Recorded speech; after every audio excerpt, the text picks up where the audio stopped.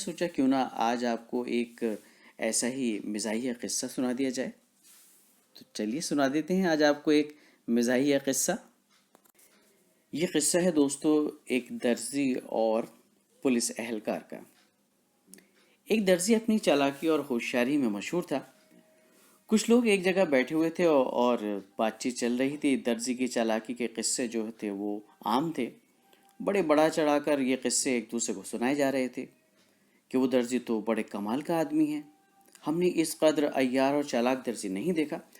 کوئی کتنا ہی ہوشیار کیوں نہ ہو اور درزی کے سامنے بیٹھ کر اپنا کپڑا کٹوائے پھر بھی اپنی چالاکی سے کام لے کر تھوڑا بہت کپڑا وہ چوری کر ہی لیتا ہے اور کسی کو پتہ بھی نہیں چلتا. ہر کوئی اپنے تجربے کے مطابق درزی کی چالاکی کے قصے سنا رہا تھا.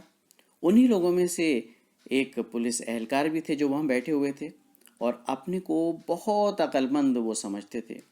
وہ درزی کی چالاکی کی باتوں کو سن کر چڑھتے ہوئے بولے، لو بھائی، میں اس بات پر شرط لگاتا ہوں کہ کل میں کوٹ کا کپڑا اس کے پاس لے کر جاؤں گا اور اپنے سامنے کٹواؤں گا اور اس سے کہوں گا کہ میرا کوٹ سی دے اور میں دیکھوں گا کہ وہ کس طرح میرے کپڑے سے کپڑا چراتا ہے.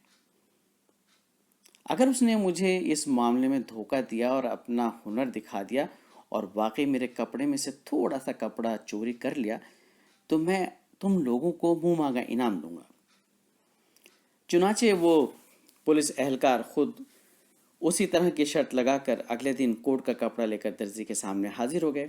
اس کی دکان پر پہنچے اور کہنے لگے، یہ میرا کوٹ کا کپڑا ہے اور اس کوٹ کو تیار کرنا ہے، مگر ایک شرط ہے. یہ کپڑے کی کٹائی جو ہے آپ اسی وقت میرے سامنے کریں گے، کیونکہ میں نے تمہاری چالاکی اور ہوشیاری کی بڑی کہانیاں سنی ہیں، لیکن میں بھی کم نہیں ہوں، تمہارے دھوکے میں آنے والا نہیں ہوں. میں دیکھتا ہوں کہ تم کتنے ہوشیار اور چالاک ہو.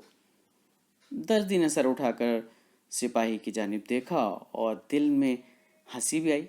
کہنے لگا، حضور تشریف رکھیے، میں تو بڑا ایماندار آدمی ہوں.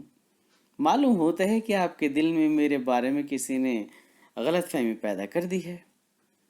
میری تو یہی کام کرتے ہوئے ساری عمر گزر گئی ہے، لیکن حرام ہے کہ جو آج تک کسی کا ایک کپڑا بھی چوری کیا ہو. مجھے معلوم ہے کہ آپ معاملہ فہم سپاہی ہیں اور ہر بات کی تہ کو سمجھتے ہیں. تبھی انہوں نے اس طرح کی باتیں کرنے کے بعد ان سے کہا کہ یقینی بات ہے کہ عقل مندی میں آپ سے بڑا تو کوئی ہو نہیں سکتا. اب ظاہر سی بات ہے ٹیلر چاہتا تھا کہ تھوڑی سی بٹرنگ کی جائے اور ان پولیس اہلکار کو تھوڑا سا اپنی طرف راغب کر لے جائے. بھئی آپ کے سامنے بھلا کسی کی مجال ہے کہ جو چالاکی اور عیاری دکھانے کی جرت کرے؟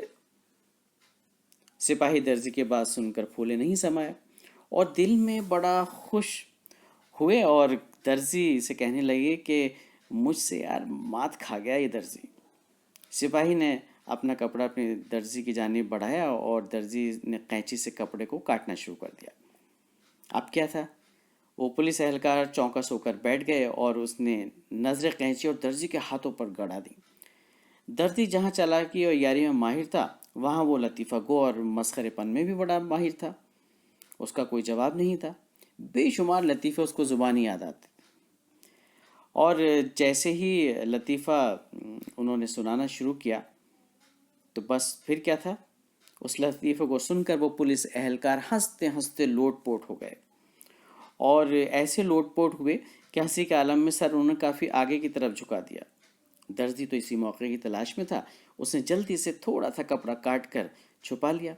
اب سپاہی کی ہنسی اور بڑھ گئی اور جب وہ سیدھے ہو کر بیٹھے اور لطیفہ ختم ہو گیا تو کہنے لگے، بھئی بڑا مزیدار لطیفہ تھا، ایک لطیفہ اور سنائیے. تو درزی نے مسکراتے ہوئے کہا، سپاہی جی لطیفہ تو ضرور ایک اور سنا دوں گا، مگر تمہارا کوٹ کچھ زیادہ ہی چھوٹا ہو جائے گا.